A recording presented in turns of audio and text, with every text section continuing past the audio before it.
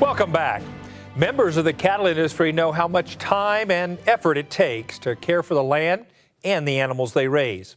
But that perspective is often not shared by others who are disconnected from the cattle industry. Cattleman to Cattleman reporter Brian Baxter has more on a program designed to help ranchers and cattle feeders tell their story. Cattlemen and women play a key role in feeding the world, and they work hard to do it. But many consumers struggle to understand how beef is produced or who produces it. That's why it's important for ranchers and cattle feeders to take an active role in connecting with consumers and telling the story of responsible beef production. You don't have to be a professional speaker to do this. You have to be able to shake people's hands, look them in the eye, ask them some questions about what they're interested in, and relate to them on a human basis. It really is as simple as having a conversation, and no one can have that conversation about your role in the cattle business as well as you can. Michelle Payne-Canoper works with farmers and ranchers to help them learn the best ways to engage with consumers. It's part of Merck Animal Health's Responsible Beef campaign. The program was launched in May of 2013 with a vision for empowering cattle feeders to spread their message of responsible beef production. When I look at the Responsible Beef Initiative, it's about empowering cattlemen to take their future in their hands, whether it's for their children, their grandchildren, whatever it may be, and really just helping them understand that, look, I understand the culture of agriculture is modesty and independence and stubbornness, but that doesn't bode well when you need to have a conversation about what you're doing on the farm. So it's about helping future generations overcome some of those challenges that we've had in the past and sharing our message effectively. We really felt it was important for producers to find their voice and to tell their story. It's the people who are actually taking care of the cattle, taking care of the lands, supporting their communities, and building their businesses. As Merck Animal Health discussed ideas for the program, 4 areas of responsibility became top of mind: your cattle, your land, your community, and your business. When we talk about cattle, I mean, it's everything we do to care for the cattle and well-being and care and animal health and looking after the animals to make sure they're comfortable and happy. Then we look at land, and we're not making any more land. And we all know that if we don't take care of this land, it's not going to take care of us. We can pass it down to future generations. Then we have communities. Communities kind of is my favorite because it really starts with family. And when you look at the cattle industry, it's focused on family. And then the next thing would be employees.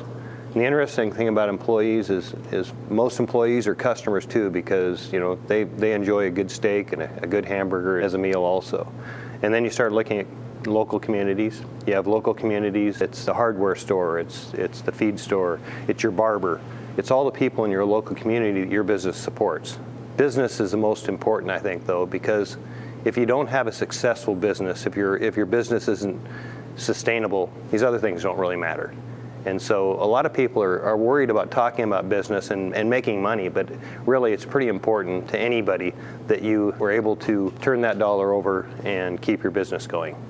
My challenge always, whether I'm working with cattlemen, whether I'm working with grain producers, or whether I'm working with scientists, is to simply find an opportunity to tell your story. And that's why I wrote No More Food Fights. When you look at the book and you consider the opportunity to really reach across the plate, in my mind, that's where our opportunity lies, is in the conversation. When Merck invited me to be a part of the Responsible Beef Initiative, it was a lot of fun because the 4 pillars aligned with No More Food Fights and many of the things that I had covered in the book. To me, it's about being proactive, because if you only react, that will be the reference point from which people operate.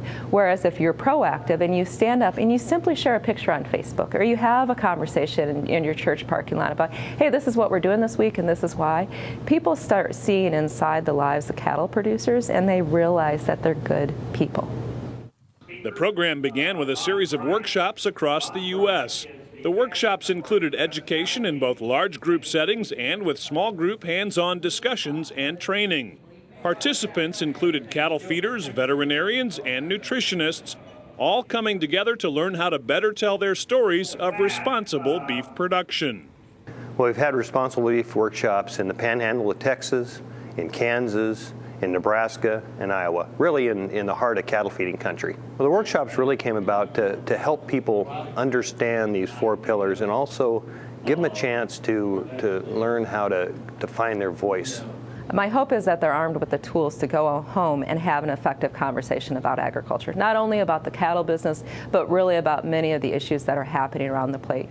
It really helps nutritionists and veterinarians that are working closely with their customers to have that voice also. It's interesting to even think about a nutritionist. Really they're a cow dietitian. That came out in one of our workshops, and you just saw the nutritionist all of a sudden go, wow, that's right, I'm the same. And so they can really relate to a dietitian at a hospital or something like this, where they can have a really cool conversation about beef. The website responsiblebeef.com was also launched. It connects cattle feeders through feed yard specific articles, product information, and tools for their trade.